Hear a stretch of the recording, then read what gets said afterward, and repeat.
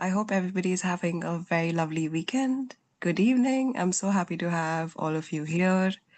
As you might know, this is Brahma Kumari's Upton Park's monthly talk. We do this every last Sunday of the month. And today we're going to talk about a very, very important and interesting topic, at least for me. It is called Healing from Within. And the subtext underneath says the art of soothing life's wounds. I quite like how it is phrased as an art because sometimes when we think about all the wounds that we acquire in life, all the bruises that, people might give us, bruises that we might give ourselves, it sounds like a very tough job to overcome all of that. But when you think about it as if it's an art, it almost makes the job slightly easier just in the wording itself. The thought of it makes it feel like it's going to be a process, it's going to feel like a wave, it might ebb and it might flow. So, what is essentially the art of soothing life's wounds? And what are these wounds that we might acquire over the years? Some of these might be heartbreaks. Some of these things might be grief that life might, give us. Anything that would have hurt us over the years, anything that we would have said to others that leave us with not so great feelings inside. So, any of these things that come with any emotional bruise, it is kind of our responsibility to make sure that we heal and we move forward, just so that our experience of living life doesn't get hindered. So, to talk about this, we have Brother Mukesh with us. He is based in Manchester. He's a center coordinator at the Inner Space in Manchester. He's been a student of Raj Yoga meditation and a teacher of Raj Yoga meditation for more than 40 years. So you can tell that he's obviously worked on himself over the years, and this art, he may have practiced that for a very, very long time. He has a very gentle and supportive style of leadership, and you might pick up on some of these values as he speaks over the next hour or so. And he really encourages others to fulfill their potential. That is the kind of person we always try and invite here. So this is like the perfect person to have with us for this talk. So thank you for Mukesh bhai for being with us, and I'm so excited to see what you have to share over the next hour or so. Just another word for everybody: if you have any questions over the course of the talk, please just put that in the chat. If you want to unmute and ask these questions, we have dedicated time towards the end. So just stick around and enjoy the talk. Thank you, Mukesh bhai. Thank you, Garvey. Thank you so much. As Garvey already mentioned, it's a very important part of our life where we learn or we make an art to heal different kinds of wounds that we may go through in our journey of life. So the very first thing is that as we come into the world, to the present day, what we are trying to do is to be something which, to begin with, people who are around us, they tell us. So it could be the family members, close and distant, the friends, as we grow older, people that we work with, our work colleagues, people we socialize with. So there are many, many people in our life who, to some degree, they give us different identity. And we look at ourselves through the eyes of others, the way they see me, the way they connect with me, and we do our best to please them, to be the way they would like us to be. But obviously, in between this journey of life, there are certain identity which we also have as we grow older. And those identities then also become more and more visible in our journey of life. So in other words, the way we express ourselves is through the different roles and the labels that we acquire as we grow older. And each one of us, we know that those roles, they keep multiplying as we grow older and older.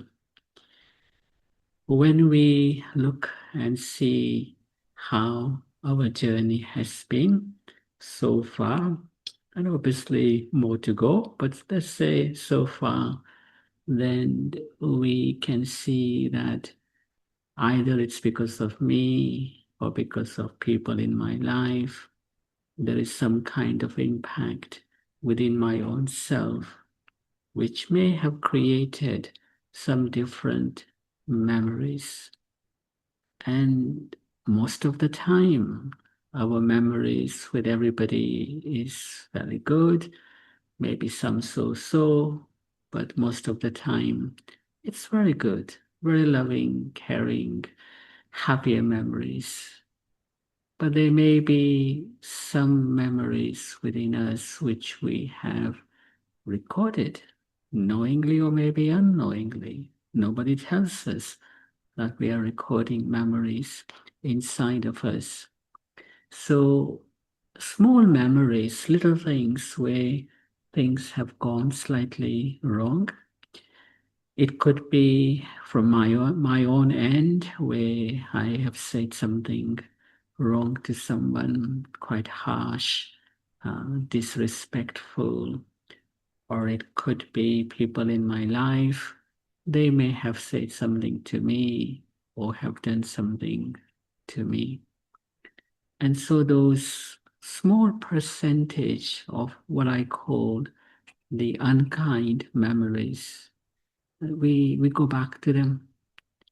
I mean, the kind memories, which could be, say, 80%, 90%, there are only a few times when we go back to them and they kind of put a smile back on our face, but we don't think too much about it. But it's the unkind ones, the unkind memories when they all of a sudden, from nowhere, they re-emerge in our mind, in our thoughts. And all of a sudden, that hurt, that pain, that grief, that sorrow all becomes very much alive. And these memories could be say from this morning, where someone said unkind words to you and it's been there since the morning time in your memory, in your mind, where you kept thinking about it. Or it could have been yesterday, a week ago, a month ago, 10 years ago, 20 years ago. And yet, at any point, when that memory reemerges in my mind, I feel it as though it is like happening right now. So that hurt, that sorrow takes over our feelings inside and it causes great deal of disturbance. Sometimes we can spend not minutes, but hours of rethinking. Why did I say this to this person? Or why did this person behave with me in this way? And we keep looking at it, overthinking, rethinking. And as we do that, what happens? The hurt inside builds up even more. It's so strange. We often don't realize how the process can be made very simple if we know the method. And the method is also very simple. Just give an example. You have attended someone's birthday party or some occasions, whatever they may be, and someone who is not that close to you, you only see that person once in a year, maybe during some occasions. As you're about to go, they say a few words to you. And maybe the way in which they say those few words to you is a little bit unkind. It's like kind of causing you that little sort of not respecting you. Maybe a bit of an insult to some degree. And you walk away. And to begin with, you start thinking, I'm not sure why so and so had to say that to me. But anyway, does it matter? No, it doesn't matter. And you carry on. And then after a few more minutes, you think, actually, you know what? I'm not sure why he or she said that to me.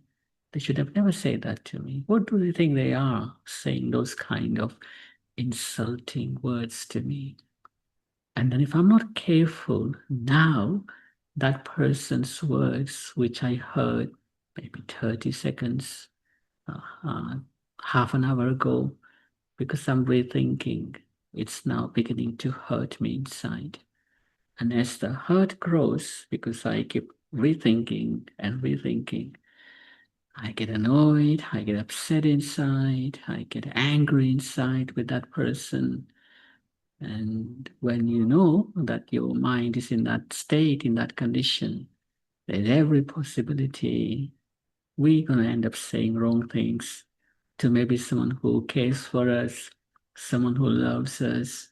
And really now we are almost in double trouble. We are kind of dealing with that kind of a person that we don't know that well to the person who really cares for us, who thinks a great deal of us because we spoke in a upsetting way and we were not in the right frame of mind to answer whatever they were asking us for.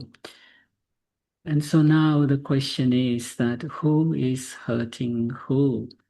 I mean, to begin with, we can justify that that person words was the cause of hurt, which I can justify totally.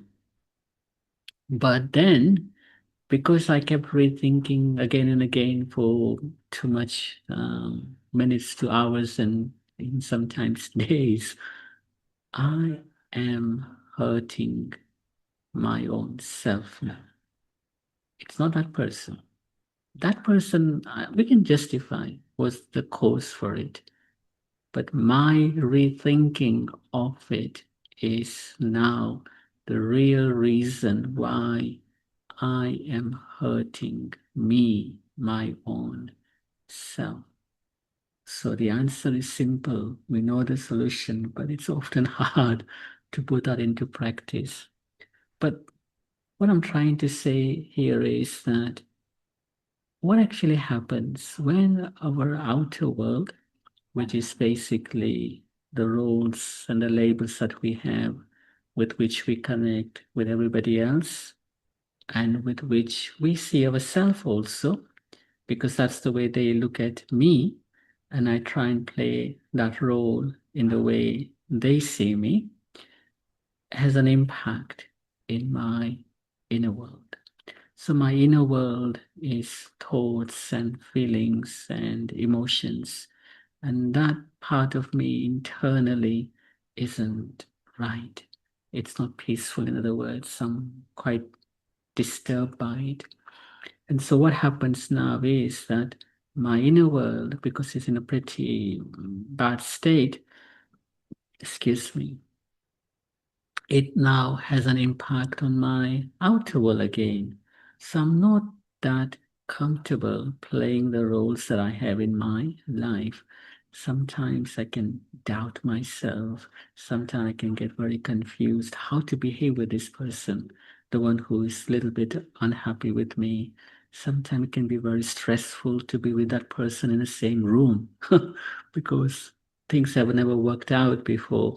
And sometimes, for whatever reason, they come to you and you lose your plot and you kind of lose your calmness and that clarity and the way that self-confidence, self-belief, and you make a mess of it.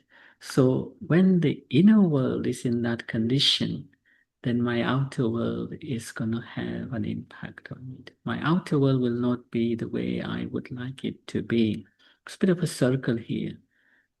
How can I put all of this right? What do I have to do? How do I heal the wounds which I have experienced in my journey of life? What is the art of healing those different kinds of wounds that we have it internally? And they may not be that many. Don't get me wrong. Each one of us, we have an incredible positive memories that we can look back to and feel good about it. It's the smallest one It's the small little ones which we struggle with. Maybe I can give you another quick example. You may know, just as a figure, 20 people in your life, and out of those 20 people, say 15 are great. You get on well with those 15. The other four are kind of a so-so. You don't mind being with them. But there's one person with whom you always struggle. You can't get it right. You can't please them. You can't make them happy. They are always the one who kind of presses your button. And who do we think of? We don't think of those 15 people who care for us, who love us. We don't think of the other four people with whom we are kind of so-so, not too bad. But we end up thinking so much about that one person with whom we struggle.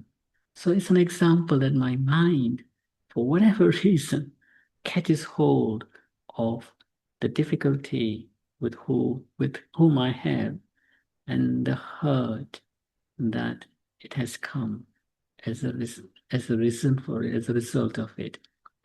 So the actual heart of healing my own inner world so that my outer world can be the best that I can be, but not only that, my outer world, my relationship, my roles should be of such kind that it helps everybody else to be at ease with me. They feel comfortable with me. There isn't any kind of struggle that they feel in my presence. So, for that reason, I have to give a bit of a time to myself, and I would say self talk, self contemplation, self realization, but in the right way. I need to ask some questions to myself. And the questions could be, what is the purpose of life? Why am I here? What do I have to do with in my life? How do I want to be? How do I want to connect with others? Simple questions that I can ask myself and just think on it. And when we ask those questions to ourselves, you'll be surprised. The answers will appear. And most of the time, the answers are very common for each and every one of us. And they are, it'll be nice just to be peaceful inside and to be very much at peace with people who are in my life, where I feel at ease and kind of very comfortable being with them. But life should be part where I feel peaceful.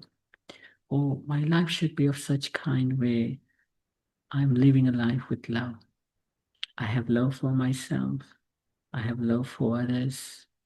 There's an exchange of love with each other, not hurt.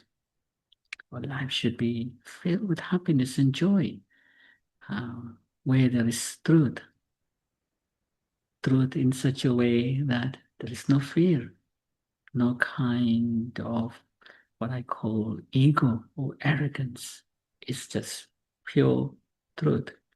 So when we sit and reflect internally and ask those questions to ourselves, 99% for all of us, this would be the answers that will appear in our screen of our mind.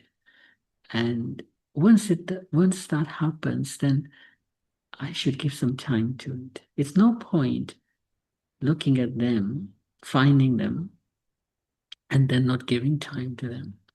So I should give some time to those each one of them. Say, for example, peace.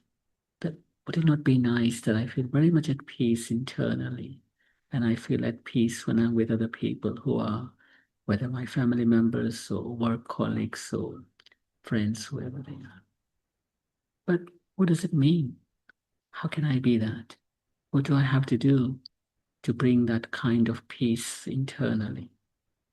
And do I have to not say too much, have less conversation, be more on my own, go out for a walk in the countryside or in a park?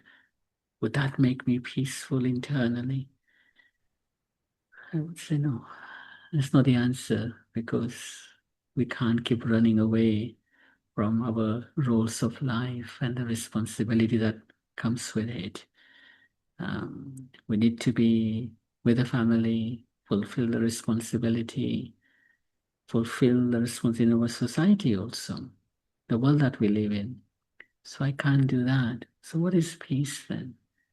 And I think maybe a simple definition could be that I don't have an internal conflict in my mind, whether it's with myself or with anybody else. That's true peace. That's the peace where my mind is not disturbed anymore, or I can very quickly, within few seconds, come to a place of peace and not disturbance. So, firstly, I give some time and I think about it. But then the second thing I have to do is to say, how can I become this?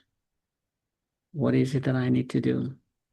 So the first step, I know the answer. The second step, I need to keep reminding myself my true identity is one of peace. I have a new identity.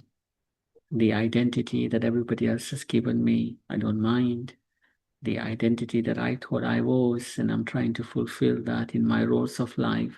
Okay, it's fine, it's there. But my true identity is I am a peaceful person or a being, or you could say soul. I'm a peaceful soul. I'm a peaceful being. And I need to keep reminding that every day at different times. Don't forget, you're a peaceful being. You got the energy of peace inside you. Keep reminding that.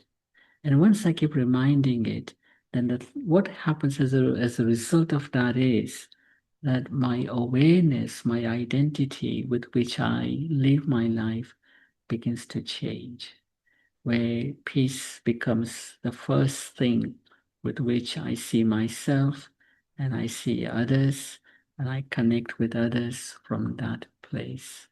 You know how if somebody has been promoted, so they become maybe a line leader or a manager for whatever it could be, company, stores, or wherever. Once they get that title, then it's almost like the way they walk changes, the way they talk changes, the way they see themselves changes. It's almost like the title that that person has acquired has been given because of their success, the title is so visible in everything that they do in their life. But that's just a role, isn't it? It's not, I'm not, as a person, I'm not a line leader, am I? I'm just, that's my role. But who I really am is a peaceful being. So can I not make that as my true, real title? That I am a peaceful energy. So my words should convey peace. My way of walking, my way of conducting, my behavior should express the peace that lies within me. And so, even if I'm in a difficult situation with someone who maybe is getting a little bit angry towards me for who knows what could be the reason, could be my fault, but could be something that they are going through. Because I've created this new identity, well, it's my true identity, I would say, my original identity, my real identity, I can hear them better. Because the problem is when we are not peaceful, we can't hear each other. Before someone says anything, we want to really say a few more things. We want to add a few more things. So that's where it goes wrong. So here, by practicing this, I'm able to maintain my peace in my conversation, in my expressions, in my behavior. And the biggest benefit for that is that I'm not instilling in myself or acquiring in myself any hurtful memories from other individuals. But not only that, I want to make sure that I don't bring into other people's life when they connect with me a hurtful memory of me in their life. Just as I would not want to feel hurt inside by someone's unkind words, I want to also make sure that my words does not create hurt in them, which becomes part of their memory, and they can't forget me because of that. And so every time they see me, that hurt emerges and they feel the pain of it. I don't want to do that also. So being peaceful is not just the benefit for me, but it's also the benefit for the other person.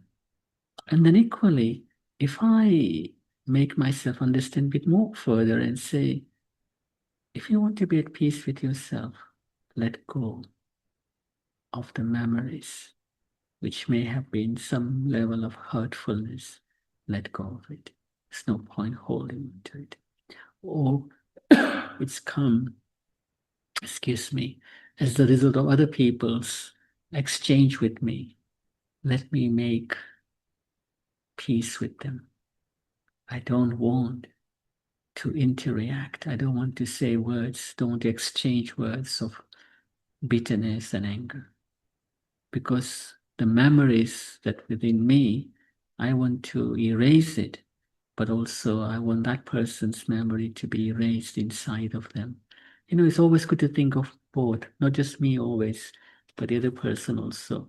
And if they can't do it because for whatever reason, they don't have that strength to do it, can I just be such that they see me? And every time they see me, every time they connect with me, they get that hope and strength and courage to say to themselves, it's time to let go of that memory, that hurt, that sorrow that I'm holding on to. So, one step, one method to heal the wounds within me is through the art of being more and more peaceful. But then there are others, there are other methods also. And there are other part of me which can also help me to free myself from that hurt and that pain. And so the second part of me is love. And you know, each one of us, we come in the world to experience love. Who wants to come in the world to experience hurt and pain and sorrow or rejection? Nobody. We come in a world where I would say the purpose of life is love. Simple as that. And I have to remind myself of that. This is the purpose of life. Be loving to yourself and to others. But what happens is that from a childhood, when we come in the world, we begin to see it at a young age. And then as we grow older, we begin to say, oh, love this. What does love mean now? I thought love was this. But people around me are indicating love is different to maybe what I thought love was. So then we end up in this game of love could be, well, someone's trying to control me. Someone has so many expectation of me. Someone has so many demands of me. They only will love me if I do what they want me to do. And I'm kind of getting confused. And as we grow older, we start doing it to others. We start creating boundaries, limitations, expectations, demands, needs. All the list is endless. So the love which was there as I came into the world is scattered everywhere. I don't, it's like broken into so many pieces that I can't make any sense of it. And if I keep getting hurt as a result of that, when I say, my God, I was so loving to this person for the last 10 years, and look what they think of me. Somebody says to me, do you know, so and so was talking about you in this way? My mind said, you what? Really? I know this person for 10 years, never ever they have said something of that to me, and they're telling you about me in this way, and there goes my heart, gets broken. I stop having love for that person because that person has seen something in me and they're not happy with it for whatever reason, or they have some other expectations, or they have their own certain desires that I'm not able to fulfill. So my heart breaks, and when the heart breaks, then what we all know what we do. We stop giving love. And not even that, we stop loving ourselves. Forget taking love from others or giving love to others. We stop loving ourselves. Self doubt. Maybe I'm like that. Maybe I'm not actually as good as I thought. Maybe I'm not loving that people thought that I was. So we create too many questions, and there we go again. The heart takes over. And but the whole reason is we have defined love in the wrong way. We have acquired love with misunderstanding, and we've been giving love without true understanding. So, what do I do? Spend some time, self reflection, that conversation inside of myself. What does love mean? What is pure love? What is true love? Pure love is unconditioned. Don't put any condition on anybody. Pure love is free from expectations. Why should I have expectation? Love has no limit, it's unlimited. Love basically is care, and every act of mine which conveys the care to me and others is love. So my whole understanding begins to change, and I begin to realize that what I'm trying to receive or want from others, I already have. It's in me, and no wonder I'm going wrong. So it's better that I begin to start giving love to others. Sometimes I see fellow people at in a space here in Manchester, and someone says to me, "Nobody loves me," and I say to them, "You know what? Forget. Don't wait for the love to come to you. You start giving love to everybody. That's your job. From now on, keep giving love to everyone. How? Just be yourself. Be kind, caring, appreciate, respect, gratitude, and there comes love flooding towards you because your mind is now filled with love and not hurt. When we are hurtful, we block the love. Even if someone is really giving us true love, we block them. We don't trust them because of the hurt. So love changes everything. So love is another powerful part of us which we come in the world for to experience it. And lastly, looking at the time now also, there may be some questions. So I'll just another few minutes until 6:45 and then open up for Q&A. Peace is important. Love is important. That thing actually is happiness is important. And we have forgotten to be happy. We kind of feel that to be happy, we have to do something or to look for outside to gain happiness from. Could be wealth, could be property, could be holidays. Not to say any of those things are wrong, by the way. Nothing is wrong. To live a comfortable life, to have what we need is fine. A new house, a new car, holidays, uh, prosperity, nothing wrong whatsoever. But true happiness doesn't always come from that. Um, those are our requirement to live reasonably comfortable in our life. But true love is simply, when we are able to think of ourselves and think of others in a very kind way, in a very loving way. It's a case of why not just give out what we got inside. And the amazing thing is, whether it's peace,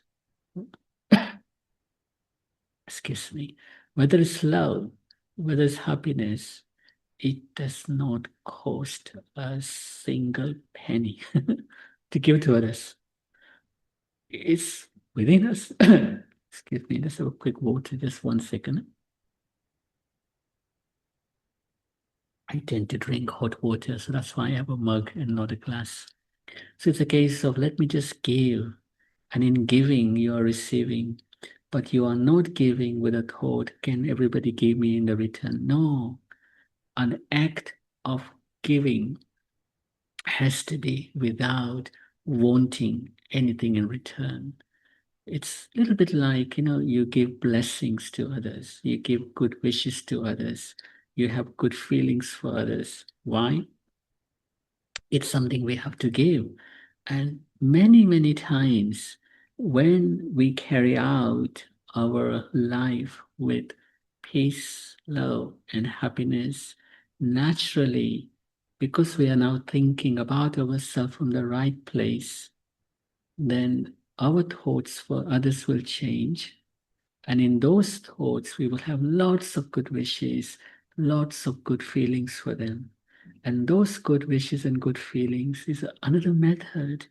It's an art by which we are then able to delete or erase the wrong memories which we have acquired in our journey of life from wherever it may be. That hurt will go away because now my day-to-day life is rich with positivity. So before it was negativity, and negativity was increasing. Now it's decreasing. And not only decreasing the negativity, but I'm also at the same time, I'm allowing myself to reduce it, but delete it also. And it comes to the point where after a couple of months, you say, what did that person say? I can't remember that hurt that I used to think so much about. My next door neighbor who used to say a lot of wrong things to me. Can't think anymore because it's gone from my memory. Because my positivity of my self thinking in a right way about myself, about others, my good wishes, my good feelings enables me to delete the wrong, hurtful memories which I have been carrying for long. And it's almost like a case of now, why not? I bring in others positive memories, kind memories, so they never ever see me and feel hurt inside that I had said something to them a week ago, a month ago, a year ago. And if somebody does say that to us, don't take it in. Because if you take it in, there's every possibility you're going to give it back to them. And even if you don't give it back to them in words or action, you can give it to them in your thoughts. Because our thoughts are also a respond. When someone says something, I can respond in my words. So words are respond, my actions are respond. But equally, my thoughts are also respond. I don't want to give that thought respond in a negative way. So don't take it and always give out the positivity. Before I run too long and the time may be ticking away, Gary, I don't know if there are any Q&A, any questions that anybody has that they want to ask. Sure. Everybody, the floor is open for you to ask questions. I would love to hear your thoughts on this. While we wait for the questions, Brother Mukesh, I would just like to say that the past 35 minutes have been so enriching and insightful for me. I'm sure people will agree. Somebody in the chat has already shared that they really liked what you were sharing. It just goes to show that these are the kinds of things that are such universal experiences, and everybody feels the same way. Maybe the cause of that feeling would be different for each one, but everybody feels the same way. So what you've given us is just like a huge bank almost of all these hacks, tips, or just like guidelines on how to basically practice this art of healing our wounds one step at a time. So I quite like that. Does anybody have any questions?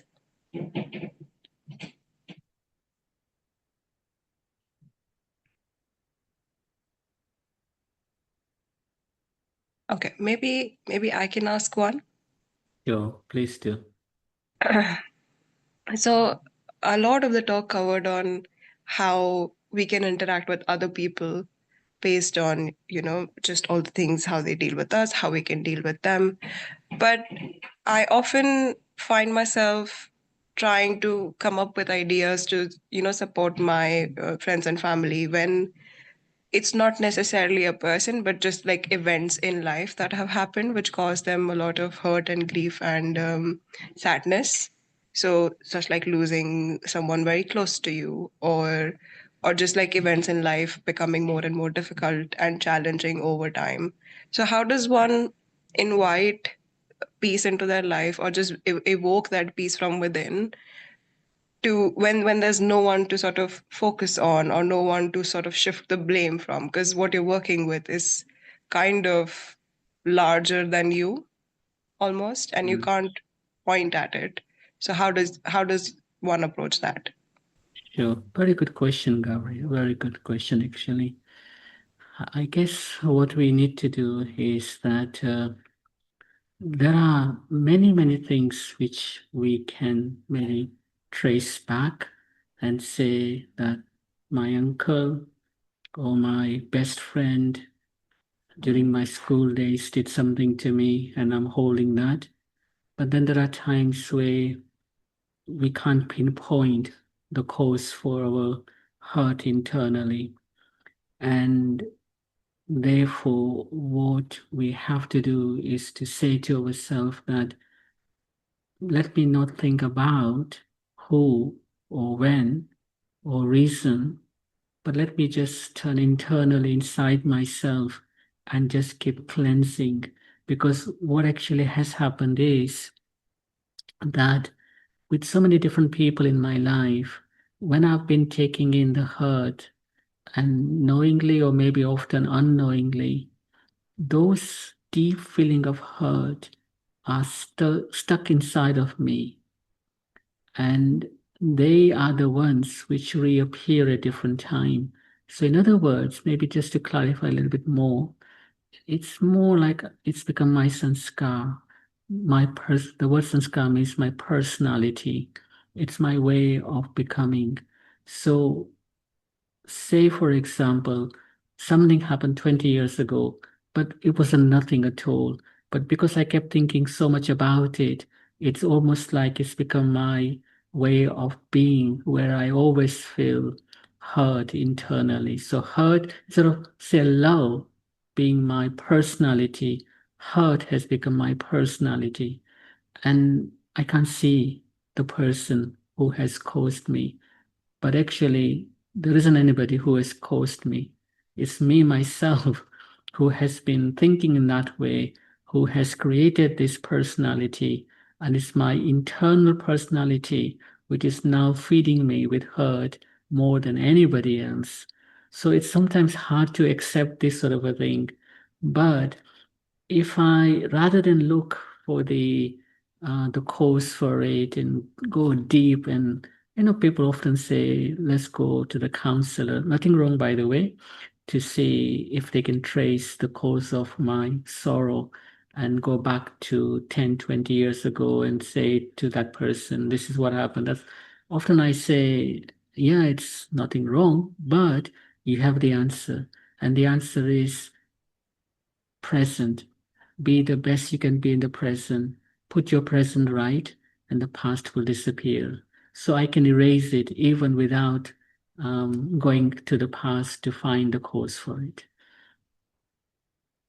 I hope that answers the question, Yes, Gabriel. it definitely does. It adds a lot more insight into this piece. Thank you so much for clarifying. I'm still open to receiving like a few more questions from the chat. If there's anybody, if you're too shy to unmute, please just put it in the chat and I can read it out on behalf of you. That's not a problem. But if not, maybe we can go into a little meditation and just have like a few moments of journaling on this. Sure. Okay.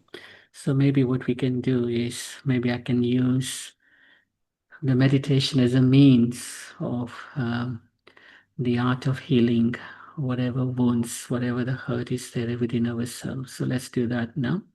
And the most important thing with the practice of Raj Yoga meditation is that we don't have any phrase of any kind or like a mantra to chant. We don't have any physical postures that we need to sit on. If you like, you can keep your eyes open, but if it's difficult, then you can close your eyes. If you close your eyes, just make sure you don't fall asleep. It can happen sometimes. So the important thing is to stay alert. And in meditation, we actually engage our minds. So we use the mind to meditate with. We create thoughts, in other words. It's not about not thinking, it's more about giving a direction to the mind what to think. So I'll just share a few words, and as you're listening to it, try and stay with me. In between, the mind will go somewhere else. Just bring it back again to what I'm saying.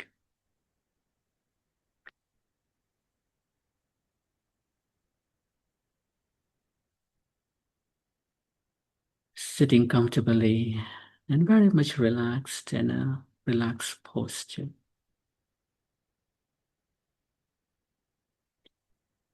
The very first thing to do is to say to myself that for the next few minutes,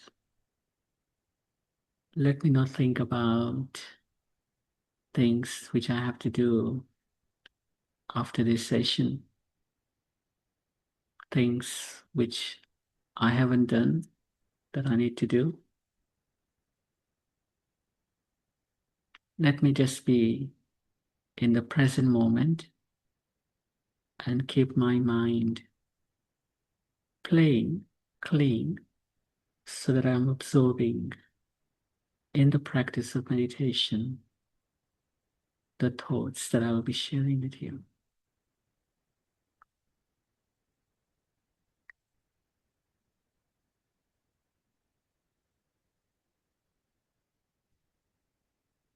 Every role has given me different identity.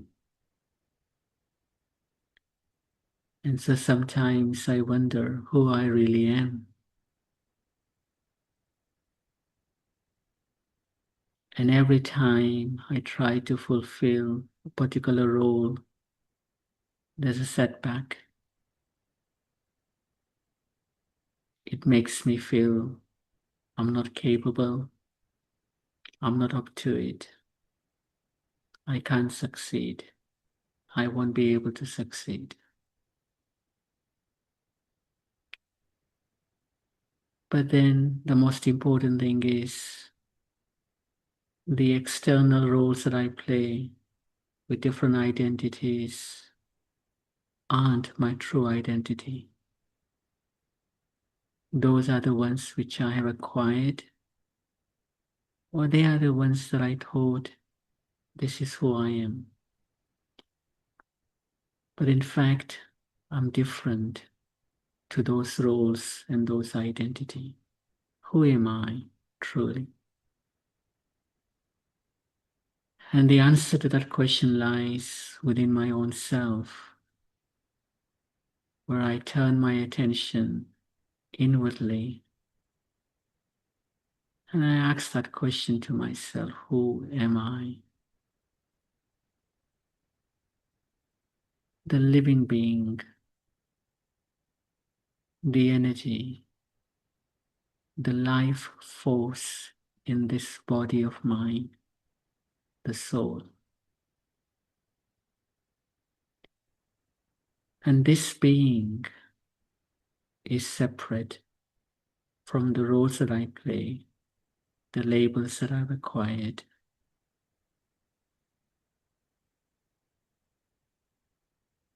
The energy that I am is filled with so much peace, so much love, so much truth. And I need to remind myself what it means to be peaceful, what it means to be loving, what it means to be truthful to myself and others. And when I do that, I begin to find the answers. To be peaceful, let me not have any conflict with anybody inside myself. To be loving, let me learn the lesson of acceptance. Accept myself, accept each other as they are. Truth is something which never ever causes anyone's sorrow or hurt. Truth does not need to be proved, it proves itself. And so, as I make myself become aware of my true identity, then it gives me the clarity and understanding. All I need to do is to bring this peace, this love, and the truth into the roles that I play in my daily life. And when there are challenges, I still have to go inside myself and remind myself this is your true identity. Hurt, sorrow, peacelessness is not your true identity. Those things I have acquired in my journey of life. And that which I have acquired doesn't belong to me. I can let go of them.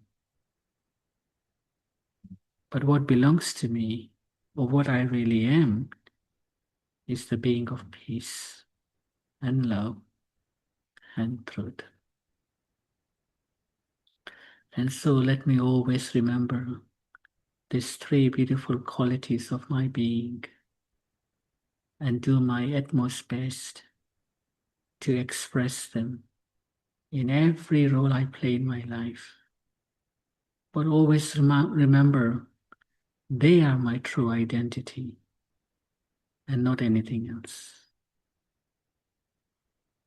So with that awareness, I become aware of my role once again, but not forgetting my true identity. Om Shanti. Thank you for coming, Mukesh Bhai, and sharing your lovely, lovely insights. I cannot share just how impactful that was for me, and I'm sure the lovely comments in the chat would have also, showed you just how much everybody has appreciated this. So, yeah, final thank you. And thank you for inviting me. Thank you so much. And everybody take care. Look after yourself. Thank you.